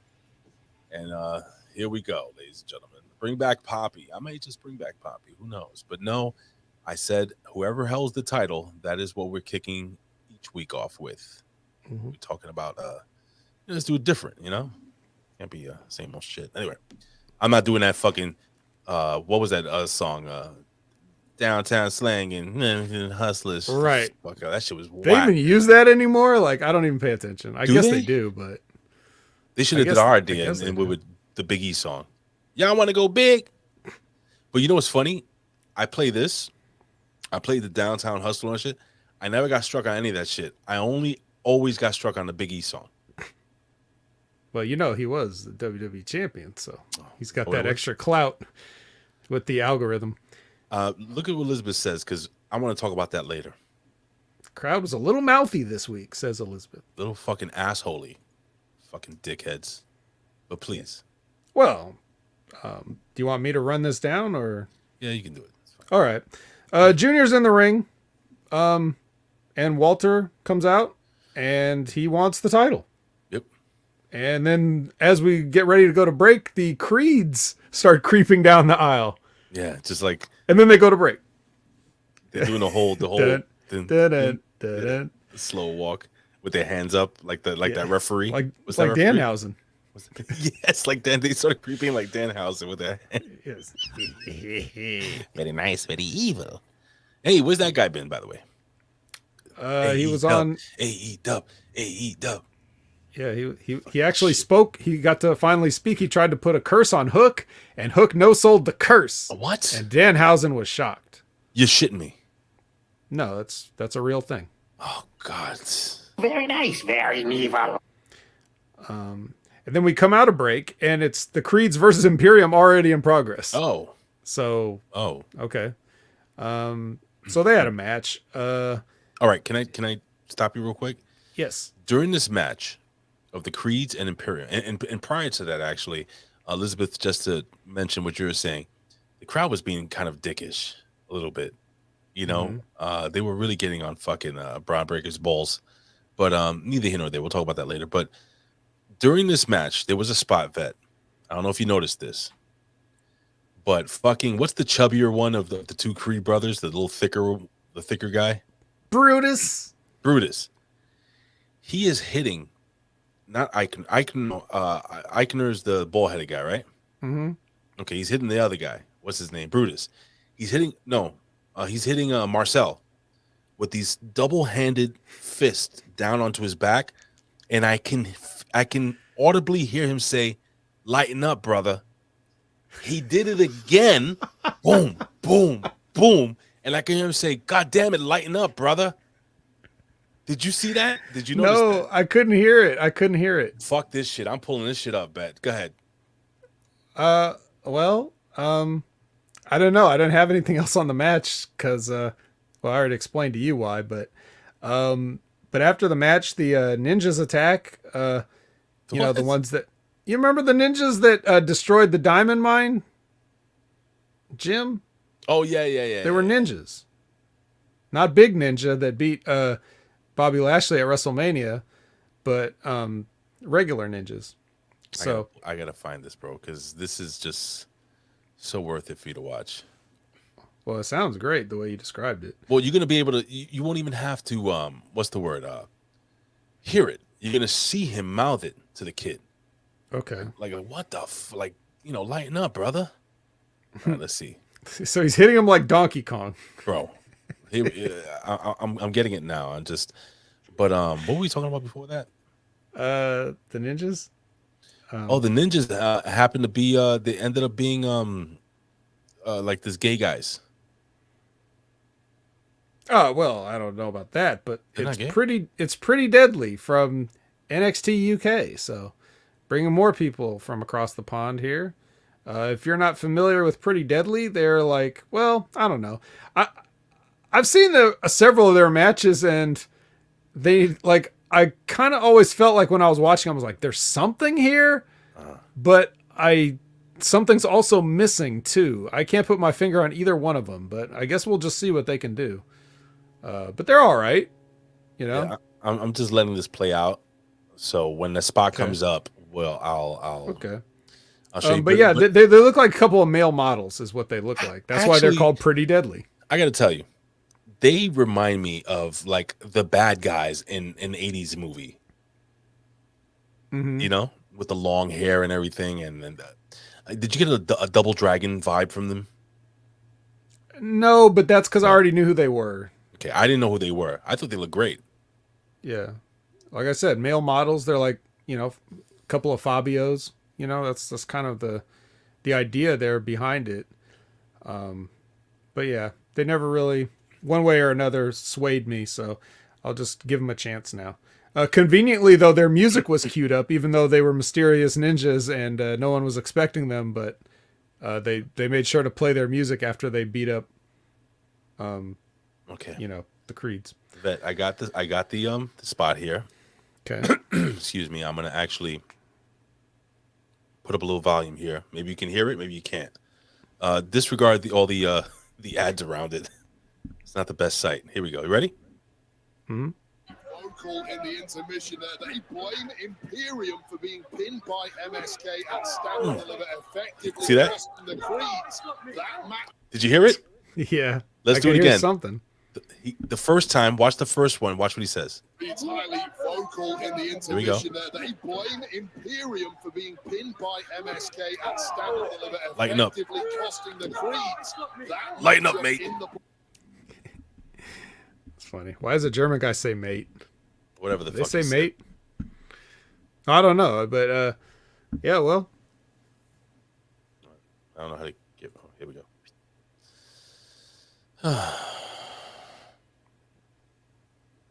We're back. So, all right. Up next, Toxic Attraction says something. I wasn't really. Where are we? Let me see. Creed Brothers, blah, blah, blah. Toxic Attraction. Okay, so post match. All right, so these guys get attacked by UK tag team, Elton Prince and Kit Wilson. Great names, by the way. Pretty deadly. I really like this tag team, the way they look. Are they good wrestlers, by the way? They seem very bland and basic, but they don't seem rotten. So okay, I could go with not rotten. So basically, Toxic Attraction. They blame Wendy Chu for the loss of the tag team titles, and they're gonna, get their titles back from Raquel Gonzalez and Crazy Girl. Yeah, it's boring, right? That's why I didn't write any notes. Then we get Cameron Grimes here. Wait, before that. Oh shit. Yeah, we know that we find out that Lash Legend and Nikita Lyons can both kick, but Lyons can roar. She fucking can. Yeah, she roared. She sure which fucking may did. give her the edge. Now we get to Cameron Grimes. Yeah, Cameron Grimes. He's backstage with his belt. Mm-hmm. His new title. I'm imitating the vet. His new title. New title. Then he goes to the ring, and then Solo Sikoa comes out after he does his little speech about fulfilling his promise. And Sikoa says a champ needs a challenger, basically. That's essentially what he said. I mean, there was a lot of stuff where guys were coming out and saying things, but it was like, you're just killing time getting to the point, Right. Nobody said anything particularly interesting. Which brings us to Joe Gacy's first promo of the night. And I already talked about what I thought about him sucking at talking, and he's doing more of it here. Speaking of sucking at talking, we have Zion Quinn and Draco Anthony in the locker room. And what'd you think about this, Ray? I'll just pitch to you because you made a face. Well, boy, he sure turned on him quick. You know what this reminded me of? So, no kidding. I watched this scene, and all I could think about was SmackDown, Here Comes the Pain, the video game. Where it's just like they start a feud out of nowhere. Like, hey, watch out. Yeah. Hey, you talking to me? Yeah, I'm talking to you. Well, maybe you need to learn some respect. And then they do the whole pan where they just zoom in at the dude's face, looking off at the distance. That was exactly stolen from that old PlayStation 2 game. Well, Just I'm saying. sure there's a lot of fans of that game that work at the company now. Great fucking game, by the way. You should Yeah. stream. You can't stream old games, vet, like old wrestling games and stuff. Just because I usually go off, I mean, I say usually, but just because I only go off the direct PlayStation, I'm limited to PlayStation games and whatever's on PlayStation. Fuck, man. I would love if you could grab and put your hands. I have a I'll send you the copy, a hard copy. You don't have a capture card, right? Right, yeah. Damn. I would love you to do like a whole season. I think that shit would get over. If Here Comes the Maybe Pain. if maybe in the future, maybe if streaming takes off more and gets more popular, not streaming itself, my streaming, obviously streaming's popular, but I will put the investment into what I receive. Let's put it that way. So Even with an emulator, Lawrence, he needs a capture card. Right. Unless you can stream directly from the console. Speaking of console, ladies and gentlemen, after I'm done with this, I'm jumping on this Xbox and I'm playing MLB 22 The Show. yes, just out just recently, right? So It just downloaded yesterday. It's and free. no wife's put anything on top of the Xbox this time? She did it again. We have a curtain, and I have this curtain kind of. She did that second one on purpose, bro. Well, what happened was I ended up crashing here because I was late. I was late. I was crashing here because I was up on the computer and I want to go to the bedroom and wake her up. So I just crashed here on the couch here in this room. And she didn't want the sunlight to bother me when she left for because she came in to check on me before she left for work. So she moves the curtain and puts the shit right. And this is a heavy fucking curtain. This thing is not like a cheapy curtain. This is heavy. And this thing was just smothering my poor Xbox. I could, I woke up to hearing this. It was my Xbox choking. Oh, jeez. But it's fine. It's fine. She's okay. Okay. All right. Well, as long as it's fine. Baby? You're okay. Right. You okay? Don't look at me that way. Well, speaking of choking, next we have the whole Index and Duja thing. And we're going to start with a recap. We skipped over that in the pay-per-view. And yeah, rightly so, because we're going to get it here. They made sure to recap, the scene where they were both trying to figure out who could dress more like Adam Page. And then then they show Dexter and Duke getting ready for their match tonight. So, bro, any comments on this cowboy shopping? Yeah, it's fucking dumb, cowboy bro. shopping. Yeah, this was terrible. This was on a pay-per-view, guys. Mm-hmm. This actually was on the pre-show, I think, right? No, it was on the actual. It was on the actual show. Oh. Well, anyway. Yeah. Next we get a match, right? Not quite yet. Oh, first we're going to talk to Tiffany. Oh, Stratton, yeah. Yeah, and her message is, "I'm not a loser." She got a nice mouth. Strong jaw. That's fine. Okay. Then we get Loomis versus Hudson. I wrote my notes on this match was fuck off. Did you have anything else to add? Let me see. I wrote this stinks. Okay. Yeah. Any elaboration or that's enough? That says it all. Just know that the match ended with the two girls trying to pull the guys apart. So much so that they ended up getting both counted out outside the ring. Was that the worst thing you've ever seen? Could be. It's that and fucking the gobbledygooker. It's like neck and neck, dude. It's right there. Okay. It was stupid. Yeah, it's not good. Also not good. The best friends, not the ones from AEW, but the ones from NXT. Who are the best friends? Raquel and Dakota. No, AEW. They have a team called Best Friends. Yeah. Oh. You don't know the best friends? Bro, stop it. It'll be like two. What is it, like two they're not really gay, but they're holding hands or something like that, and their mom will drive them down in the fucking minivan, some stupid shit. Yeah, They wouldn't them. do nothing like that in wrestling. Yeah, those guys. Wait, And those guys Danhausen. Danhausen's with them. It's a shoot? Danhausen's with them, and who else they got? Well, I don't know if Wheeler Yuta is going to be with them anymore. I think he's done with those guys. Wheeler. You know, I've heard Wheeler that name Yuta. before. Dash Wheeler? Dashton? Cashton? Anyway. Wheelson. Yeah, so anyway, yeah, they didn't really say nothing much. Toxic Attraction makes their entrance. Go to break. Walter tells Marcel he will restore order tonight. And that there better not be any distractions. Yes, sir. We totally missed like a huge part of that match where towards the end of the match, fucking Fabian Eichner is left in the ring, bloody, with the two fucking wrestlers, with the Diamond Mind, and his tag team partner just fucking walks out on him. His tag team partner just walked out on him. Now, a lot of people are going to ask, how did this guy's face get bloody? It wasn't, in fact, let me see. It wasn't any of the Creed brothers that did it. His own partner did it by mistake. When he went to break up a tag, he landed a knee onto the head of, I don't know if you guys noticed that, but Fabian Eichner got kneed right in the head by Marcel Barthol. That wasn't part of the script. That just happened. But what happened at the end was obviously part of the script, where, there's some type of dissension. Why, Vet? I have no idea. Well, I guess we're going to find out next week. But yeah, you're right. Walter is telling them, listen, no more bullshit. No more bullshit.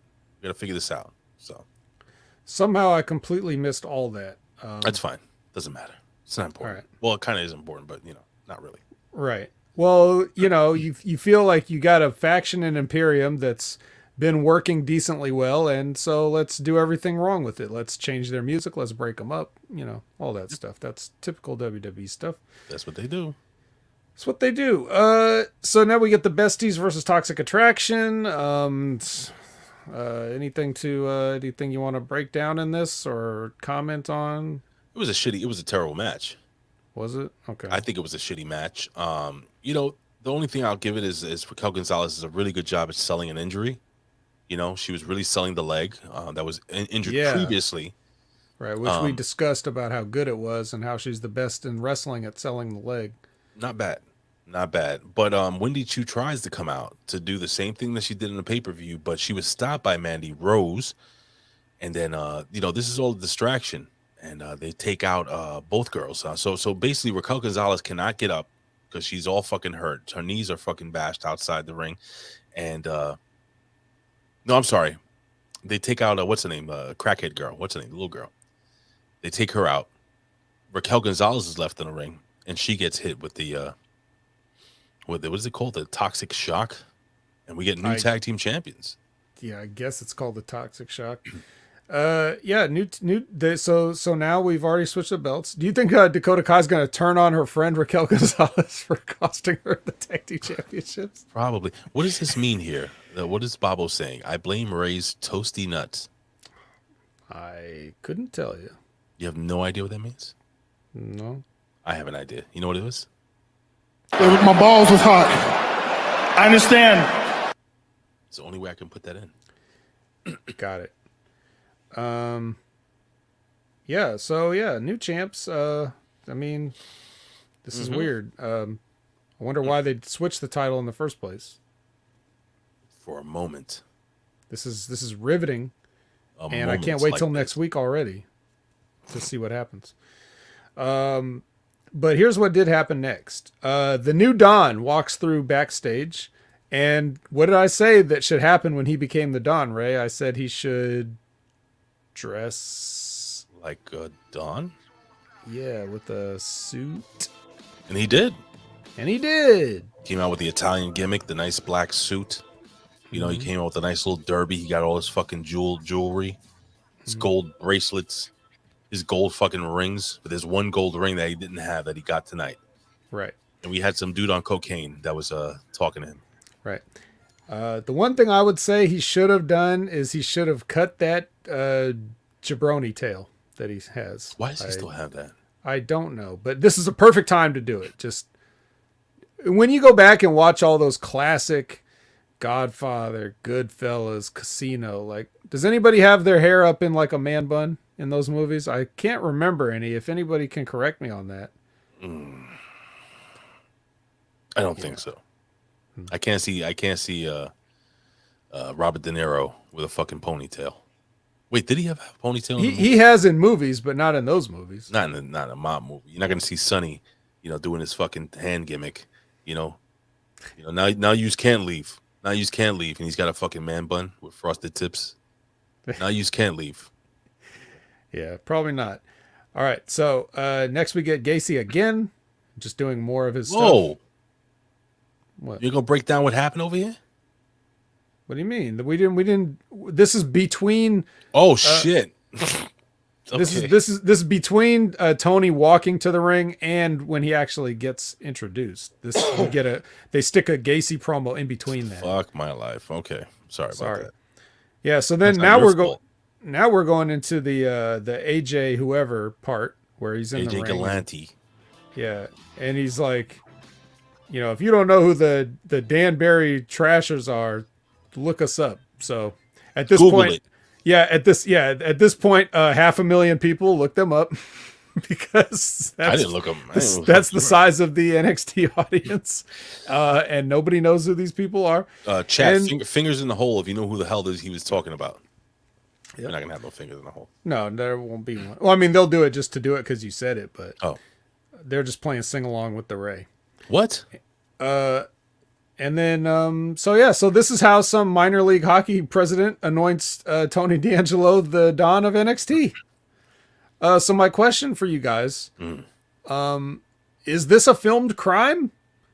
It is a filmed crime. Because even though no actual crimes were committed, but like there's heavy implications and they're talking about family, and it just seems like something that the FBI could be all over if they wanted. Here's the deal. The number one rule about the mafia is that the mafia doesn't exist. And not only does it exist, but they give you the whole gimmick with the blood on the card, the fucking ring, the fucking, By the way, this Galante kid, looked to be either extremely nervous or highly coked up. One of the two. Terrible. Fans no, I'm serious. chanting. I'm dead serious. I am serious. I'm dead serious. But anyway, it was terrible. No, I'm serious. I'm dead serious. Now you said it. I had to put it in. Then you shouldn't have said it. It's an oldie but goodie. Fans were chanting, "This is boring. This is boring. This is boring." It wasn't even long enough to be boring. Well, then again, I was watching it at 2x speed, so maybe I had a different. Veteran, it was terrible. Okay. And then they drink some terrible grape juice, and they give him a ring, and the ring that they gave him had no jewels, didn't have a picture of Satan or a Virgin Mary or something like that on it. Just a plain old gold ring that you could probably get. It looked like one of those fucking things that you put in the quarter in the thing, a little plastic ball comes out. Mm-hmm. Just as your mom finished doing groceries and you're just really begging her, "Mom, I really want that ring." Yep. And you got it. Little capsule toy ring. Yep. Bro, that stunk. So okay. I guess what they're doing is that they're trying to take guys like Ron Breaker that should be generically over, right? Organically over. A guy like Tony D'Angelo, who also was organically over.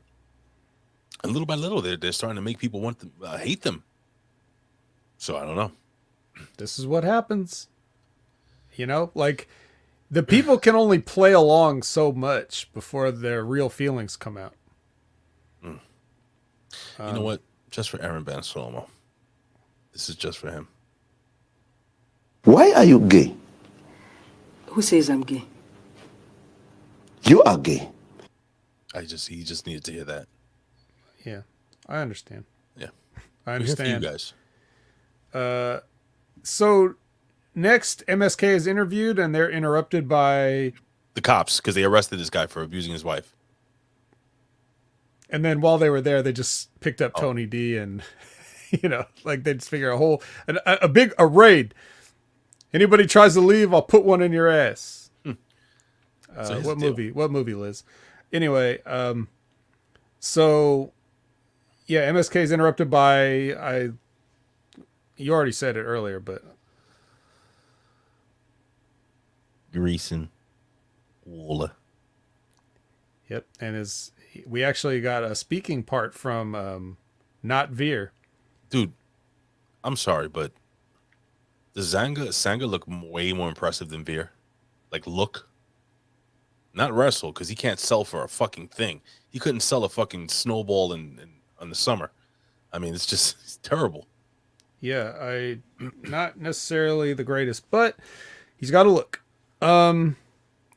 So that's funny because with Veer, we're just now talking about how eventually they marginalize these talents and the fans kind of turn on them, right? Yeah. Well, what was that reaction when Veer came out on Monday? I don't have the Price is Right gimmick, but it was like boop, boop, boop, boop, boop. Yeah, they did not care. Nobody cared. And I said back at the Rumble, if they didn't do it then, it was going to be too late. And then they pushed it for 4 more months. So this is what you get. He would have been over, but the vet did say that. You know, that's once again just being that vet, man. Just doing what vets do. Yeah. Right. Nobody gave a shit. Yeah, and so that's unfortunate for poor Veer, but look at Aaron Bell. Yeah, he came out and he beat up some skinny little Mexican kid. Yeah. All right, come on, real quick. Can somebody tell Rey Mysterio's kids to fucking? They have this shit. It's called like Pure Protein, you know. And if you go to the gym at least 3 times a week, I'm sure you can gain some muscle. What is wrong with him? That's a candy bar, bro. Well, he already has his dad's genetics. Oh, and come on, he's not on the his dad got on the gas and he didn't. That's why he looks like that. Bro, he needs to do something. Come on, you can't lift weights. If he had a little more body, like a little thicker or something, his arms, anything. That's unfortunately, weird. Look, I don't know what his training regimen is, but you know, sometimes even if you work out really hard, that's what you look like if you're natural. It's just the way it is. But his face too. He looks like a tall toddler. Well, he can do something about that. Put the mask on. He put a mask on. Well, he's got to earn his mask. Remember? He hasn't earned it yet? I don't think it works like that. I think you start with the mask, right? Don't you? Isn't that the luchador? That is a luchador. You come with the mask, and the mask, like how you say it, you create a legend. Like you become a legend little by little. You know, with the mask. Taking the mask off, that's like the ultimate disgrace. Right. But he already started as a disgrace, so it's only up from here. So now put a mask on. That's it. Like, it won't Start be fresh. as much as a disgrace. Yep. Yeah, I don't know. But anyway, next, Nikita Lyons enters, and then they show backstage Dakota is rampaging, and Mandy Rose is not safe. No, she's not safe. That's what Dakota tells us. I'm just gonna put this over. Medium M5 you made a great point here. It says they made out Veer to be a monster. Veer is not much bigger and taller than Apollo Crews. He was same height as Dominic Mysterio. It seemed on camera. The Indian dude, that being what's this guy's name? Rosca, what's the guy from NXT? Sanga, that guy. On NXT, the bodyguard is more imposing than Veer. That's exactly what we were just talking about. That's true. Can't sell. They used to be a tag team, and now neither one of them's over. Nope. All right, so now it's Lash Legend's turn to enter, and then we get Lash versus Lions. We get Lash versus Lions? We did. Hold on, let me fix this. Look over your shoulder. Okay. See up there? I don't know. Actually, up over your head. See her? See the cheeks? Oh, yes. Yes, okay. There you go. Is that getting smaller, by the way? I've noticed it seems like her waistline's expanding and her ass is shrinking. Well, that happens. Like if the waist expands, then the ass stays the same size sometimes. So Doesn't look like this anymore. I'll tell you that. Right. This must be all that food on the road. Oh wait, wait a minute. Wait, they live right in Florida. Yeah. What do you think? What do you think? Nikita Lyons is way better than Lash Legend, I guess. I don't know, dude. This was it was a get over match. I mean, you had two girls of similar builds, two girls of similar skill, two girls that a similar strength, and Nikita Lyons was the king of the jungle, queen, of the jungle. She, remember, she roars. Mm-hmm. She does look. Where's that from? What movie is that from? It's from lots of things. Okay. So Nikita Lyons, little by little, I think people are caring less. That's true. And again, you think that's part of the presentation that all these people are suffering from? Yep. Okay. Well, another thing that doesn't help. I don't notice that, Liz. Did it look like Lash Legend was hurt at the end? Maybe her feelings. Yeah. See, the one thing I was going to say about you have to understand, like, and we'll talk about this a little bit more in the main event too. It doesn't matter how good of a striker you think you are. You can kick a training dummy all day. If that training dummy doesn't sell any better than your opponent does, you're going to look bad in the ring. Yep. And Lash Legend does not know how to sell those kicks. They all looked awkward. But you could miss somebody with a kick by a few inches, and if that person sells it correctly, they'll make people believe. It's all in how you sell those strikes. And that this kind of exposed, I don't want to say it exposed Nikita Lyons, because it's not like she was ever disguised, but I'm just saying, like, in the hands of somebody less capable, those kicks and everything, she could be right on point with those kicks, and it won't look good because Lash Legend didn't sell them very well. You want to hear something funny? Something that you might have not noticed, or maybe you did. Nikita Lyons, we're speaking about that she looks like she's getting thicker around the waist, right? That a little bit. She has this gear where it has like little belt buckles around the legs. Are you going to say that one of the buckles snapped? They both snapped on both sides. Just saying. And that one that was around her waist, that shit was just struggling. It was shaking. It was like, if I can hold any longer. Well, yeah, because it takes some time to get that gear made. And if you were one size when you ordered it, right, you know how it is. Got to keep that diet up. So I'm just gonna take this little just put this right back over here up top. Okay. All right. But yeah, so there was that. And then maybe also, like, maybe we're not at the level we need to do a superplex, but I mean, everybody ended up okay. So unless she was hurt, like Liz suggested, yeah, not great. Let's hopefully just move on from that. Next, the Don of NXT meets the Jefe, which rightly so. Like, how could you have these guys coexist without getting some interaction? Well, maybe if this was on Raw or SmackDown, they would completely never see each other. But here they smartly decided to plant those seeds of, like, we're going to have two crime families under the same roof here. Ooh, forget about it. And they're already here to arrest Nash Carter. Like, this is dangerous. This is not good. This is not good for NXT 2.0. Right. Okay, then Walter comes out for his entrance. The shitty new music. Then we get Kushida cutting a promo on the Ridge. He's speaking Japanese, but they subtitled it. I think we missed something, buddy. No. We did. AJ Galante and Tony D'Angelo walk in the parking lot. Legado del Fantasma roll up. I just said this. Oh, I wasn't paying What were you doing? I was trying to blow the liquid was coming out of my vape thing. I'm so sorry, Vet. Oh, well. I have to apologize. It's good to know that, I'm doing this for my own benefit. Sorry. All right. I fucked up. Well, anyway, now that you know that I did talk about it, what do you think about the crime families meeting here? I like it. I do like it. It doesn't make sense, but Who is the baby face? There has to be a good guy and there has to be a bad guy. No, there doesn't. Hasn't wrestling from the last 15 years taught you that? I don't know. So we're gonna have a crime. Bro, shades of gray, bro. Huh. We're gonna have a crime. We're gonna have a new crime syndicate. Mm-hmm. Okay.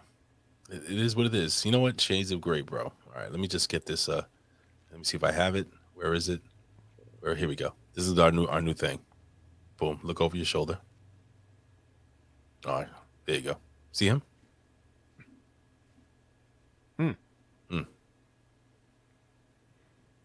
I'm from New York. So anyway, as I was saying, Kushida cutting the promo on the Ridge. He says that the Ridge ripped his jacket and that's his identity. I think we all know he has a closet full of jackets. So. A lot of jackets. A lot of them are similar too. I'm just saying. Yeah, and I've never seen him wear the same one twice, so I think he'll be all right. But nonetheless, it's enough of a reason for Kushida to get into this with a guy that's 3 times his size. You took the words out of my mouth. He says, what a dumbass. And then he closed with this line, which I thought was pretty funny. He says, "Anata no jikan wa up des," which is in Japanese saying your time is up. But he used the English word up, so I just think that's funny. It just sounds funny to me. All right. Then Junior enters. So we're ready for our title match. I'll let you start with this match. Alrighty. So let me see. Braun Breaker versus Walter. You can't. I mean, these guys are 2 big horses, beating the liver shit out of each other. I thought this was a solid match between the 2 guys. Again, this is the whole thing, Vet, where I don't think anyone can have a bad match with Walter. He's that good. I think that whole general thing, the ring general thing, is official. Everything from the test of strength to the transitions to them just literally clotheslining the shit out of each other, the hard chops. I mean, they were going at it, man. I really, again, this match was similar to the match between he and Eli Drake, that being Walter. So I really did like this match. I thought this was the best match of the night, the main event, which it should be. Mm-hmm. Not a ton of dives, none of that shit. But when all shit hit the fan, I think Braun Breaker he kicked out of the big power bomb, right? Mm-hmm. All right, yeah, I believe he did. I like the chop. I like that one spot where Braun Breaker's on the top of the rope and he chops the leg. And you can hear it. Beautiful. But no, man, Braun Breaker gets Gunther up. I don't think he would have got the original Gunther up. I don't think he would have gotten Walter up. He got Gunther up in that press slam. Walter, I don't know about that. And he beats him clean. Now, Vet, great match. Fantastic. But for you guys that didn't watch this shit, okay, I thought we were going off air. And then all of a sudden you see on the Titantron, it's fucking Rick Steiner. And Rick he's like, I'm proud of you, son, blah, blah, blah, blah. And he's tied up. And he's in a cage. And he is held captive by Joe Gacy and Harland. And I have to be honest, Vet. A little giddy chuckle came out of me. Like, oh, this is cool. I like this. They're bringing the old man back. Will his uncle get involved? He still works, right? If you call that working. Still wrestles. He was just doing Hurricane Rondas on Impact Wrestling like a year ago. Yeah, but he barely looked like he made it up those stairs Friday night. What did you think of this, Vet? Well, I like the match. Of course I do.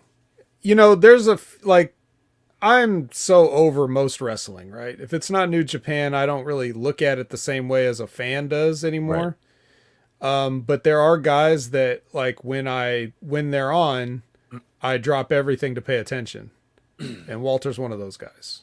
Are you like that too, where you're just like, okay, I got to watch Walter now? He's one of those guys. Yep. Mm-hmm. Yeah. So like, I know it's going to, and the other thing too is like, he's brutal in there, but not in a dangerous way. He's going to hit you, but it's going to be in a safe place. It's just going to hurt, and that's fine. There's good kinds of hurt. Not like jump off a ladder through another ladder with your elbow hurt, but just a little bit of a little welting, a little bruising, makes you feel like a man in there. Sure. So I want to talk about a couple things though, because every once in a while I have to just not complain about wrestling, and I have to offer some constructive advice or things, whatever my level of expertise may be. First thing I want to talk about is, first let me compliment some things. Like in this match, he worked the shoulder. He worked the kid's shoulder, and then you notice when it was time to grab a hold, he did not grab a chin lock or a 3. He grabbed a surfboard, which puts the torque on the shoulders. And he told the story of Braun trying to get out of the surfboard, like trying to fight out. And then bam, ow, my shoulder, so, that's how you work a hold and make it interesting and exciting. Yes. What we have right here is a teachable moment. What we have right now is a teachable moment. Now, couple things. Let's talk about the leapfrog here. Okay. Now, I know the psychology that Walter was trying to employ with the leapfrog. He wants to get the spot in for Braun where he catches him out the air and drops him down. That's one of his signature moves. Now, unfortunately, the problem with having that as a signature move is somebody always has to leapfrog you, even though they wouldn't normally do it. Now, Walter does use the leapfrog at times to highlight his own agility. Right. But normally you would not use the leapfrog as an offensive maneuver. And sometimes you see this in guys who are just trying to get their spot in, where you shoot the guy off and then you jump over him. Now, logically, Ray, what sense does that make? Like, you're in control, you're in complete control, you're shooting the guy for momentum, and then you jump over him? Yeah. So what the idea behind the leapfrog being, it usually comes after the drop down. Like, that's the classic universal headlock, tackle, drop down, leapfrog, whatever, right? The idea being, you take a tackle, the guy he runs to the ropes because he's about to drop an elbow or a knee or something on you. You drop down, you're trying to trip him. He jumps over you. By the time you get back to your feet, he's already charging at you. What's the only way you can get out of his way? Jump. Right. Straight up. And he runs under you. That's where the leapfrog comes in. It's defensive. It's reactive. That's where the leapfrog is. In this, to get the spot in, Walter just shoots Braun off and does a leapfrog, and then they go into their little tackle thing. And then later he does it again so that Braun will catch him and drop him down. Now, the good part of that psychology is that he used the leapfrog working one time and then failing the second time, right, to show that Braun figured it out, right? That's good. The only thing I don't like is the offensive leapfrog. It just doesn't make sense. Well, quick question. Mm-hmm. Before we end this up and we continue to end the show. Did you, when you saw Gunther against Braun Breaker and you saw this match, did you say to yourself, I look forward to them continuing this feud, right? Did you? That's what I thought. Did you kind of think that way? Well, I thought you can definitely put Braun in the pressure cooker to learn by marrying him to a guy like Walter for a while. Right. Much like they tried to do with Dolph Ziggler. I don't know how much he got from it. He probably got some good stuff from that, but it'd be different with Walter. Well, Vet. I'm afraid I've got some bad news. They just moved on from Walter. Now he has to rescue his dad like Donkey Kong. This is Donkey Kong Jr. Vince McMahon never played video games in his life. He played Donkey Kong Jr. for the very first time. He said, "Do we have a junior? We do have a junior." Scott Steiner. I'm sorry. I was going Rick to say Steiner. they told him it was Rey Mysterio, and they said, "Not that one." I don't like that one. That one's too skinny. Let's get the Jack Jr. And this is Donkey Kong Jr. This is what this is, man. Yeah, yes, that's right. Climbing with 2 vines. You climb faster when you hold 2 vines. You can do 1 vine. There's 2 vines. But it's faster, So yeah, with 2. they immediately, so he beats Gunther clean out of the blue because Gunther kind of this. Let me just put this out here, Vet. This should have been a long build to a pay-per-view match down the line. Gunther versus Braun Breaker for the NXT title. But nope. Gunther gets beat clean, which leads me to maybe believe that perhaps maybe somebody's getting called up. And that be Gunther. I think they're going to call him up. They changed his name, they changed the music. The 2 guys are breaking up, apparently, his tag team. So it's all kind of falling together for me. So I think they're going to bring Walter up to the main roster. He will go up there, and Braun Breaker will move on to wrestle and to try to save his dad from the evil clutches of Joe Gacy in Harlan. That's all I got. Another instance of a filmed crime. Maybe. It's a good thing that the police are already in there to round up Nash Carter and Tony and Santos. Because they can just go right back there and be like, "Yeah, you're under arrest. Harlan, you're going back to jail. We know you just got out." You're a piece of shit, Harlan. Yeah.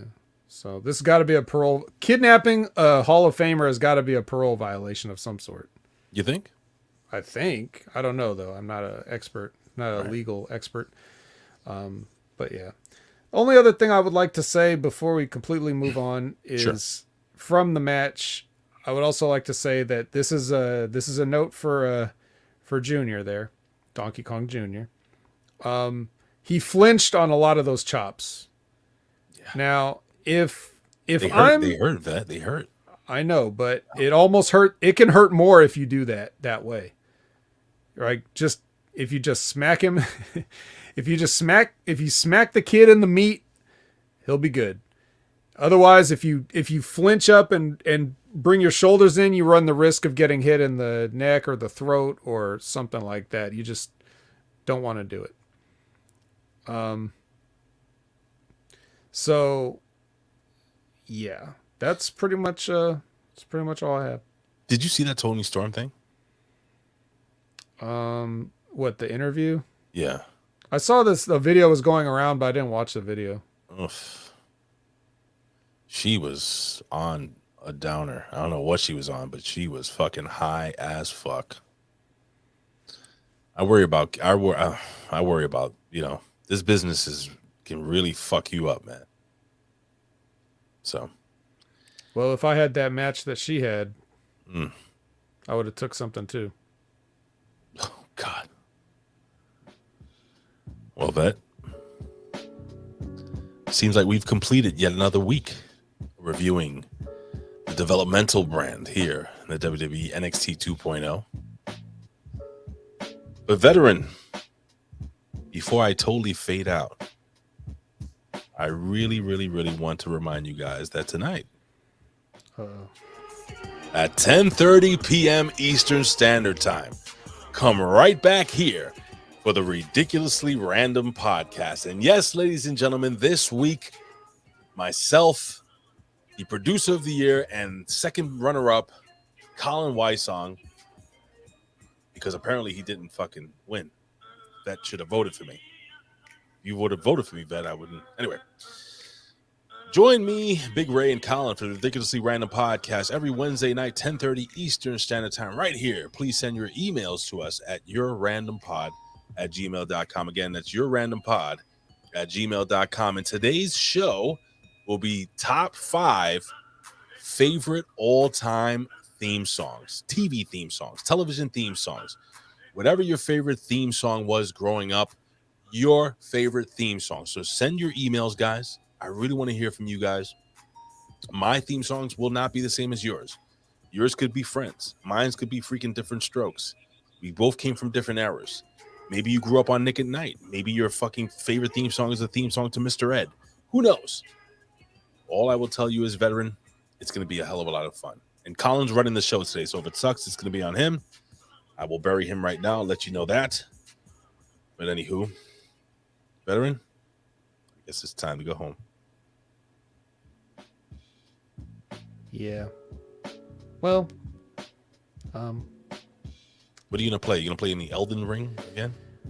I don't know. I don't know what I'm gonna play next. I did a little Street Fight on the weekend with Street Fighter. Yeah, Sonic the Hedgehog came in and you fought him. Who won? Yep. I won my fair share of matches, and yeah. So you can find me there at Twitch, Opinion Haver. You can also find me every Monday night or Sunday morning, depending on how the pay-per-views shake out for the Impact Attack. Mm-hmm. And we already somewhat discussed some of the theme songs because Colin brought up the topic, and I was saying that God, there's way too many TV theme songs that are just amazing to narrow it down to only 5. It's gonna be tough.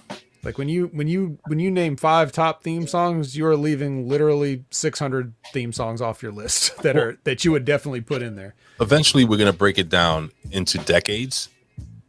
You know, like I said, top 5s are awesome. You can just take one. Top 5 favorite sandwiches. Top 5 favorite cold sandwiches. Top 5 favorite hot sandwiches. You know what I'm saying? Like you can do different top 5 pizzas. Top 5, whatever. I mean, you can do anything. So we're Ray, number 1, DiGiorno. Oh, that is some good pizza, dude. I don't care what the fuck you say. Cancel this, man. Everyone. Oh cancel shit. This, man.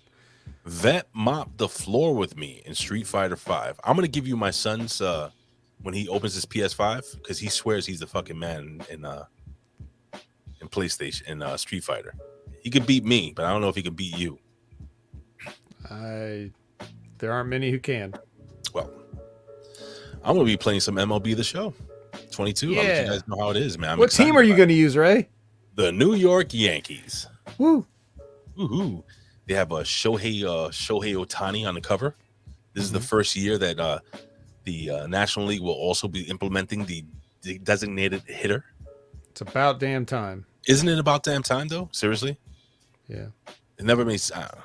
I mean, once one league does it, there's really no point in hanging on to it anymore. Plus, the way they do pitching in baseball now, like everybody's a Moneyball player, so they're always like making these substitutions and shit because of metrics and stuff. It's like nobody wants to see the pitcher bat. Just stop it. I might do that. Ray, what's your email for the podcast? Okay. I've had it going here, but right there at the bottom. I'll do it again. Matter of fact, I'll put the banner and the scrolling gimmick. Maybe we could do both. Boom. Ridiculously Random Podcast it's yourrandompod@gmail.com. Yourrandompod@gmail.com. Get them in before like 10:30 if you can tonight, Eastern Standard Time, guys. So what I'm gonna try to play this game today, and I'm gonna try to figure out. So what I gotta do, I gotta just log on to Twitch, and I can automatically stream, right? You link your Twitch account to the, like when you go to your Xbox thing, and you choose to stream on Twitch or YouTube, depending on which one you want. I think they have both, and then they'll ask you to link your account, so you do your little password deals and sign-ins and stuff like that, and then it'll just automatically do it for you. Shit, I'm gonna do it. Not tonight though. Not today, because I'm gonna edit this and I'm gonna play, and I'm gonna figure all that out. Maybe tomorrow. Maybe I'll do it tomorrow. I'll play a couple of exhibition games to get used to the gameplay, and then maybe I could stream my season. Yeah. Look forward to 162 streams from Big Ray this year. Yeah, and I'll have fun. I'll talk. Yeah. I just have to figure out how to. Oh, I need a gaming headset, don't I, to talk into it? I don't know. Don't they give you one with your Xbox? No, that's additional. You get yours with a PS5? Well, the controller has its own microphone. Well, so does this one. Then you could probably use that. I'm gonna try to figure out how to get this mic. Oh yeah, easy enough. I'm sure you'll figure it out. You're an electronics whiz. But if all else fails, you can just talk into the controller. I don't know about the Xbox one, but the PS5 basic built-in mics are not bad. I mean, they're obviously never going to be as good as the professional ones, but like you would expect them to sound like absolute dog shit, but they actually sound pretty decent for built-in. So see, I need a headset, but there has to be a way. Well, I you know what? I do have a gaming headset. We can let the people go, Ray. Right. You can sort out. Sort out your other stuff. Right. Anyway, guys, we'll see you next week here at the Next Level Wrestling Review, and we'll see you tanight at the Ridiculously Random Podcast, 10:30 p.m. Eastern Standard Time. And I do have a USPS one as well, a USB headset in my mother's house, so I got to go find that one. It's a pretty good one. Join us tonight, guys. Love you. Thank you. I appreciate you. Follow the vet at Opinion Haver everywhere. Follow him 2 times because he's a 2-time champ. 2 times. 2 times. Create burner accounts to follow me. Yes, sir. We out.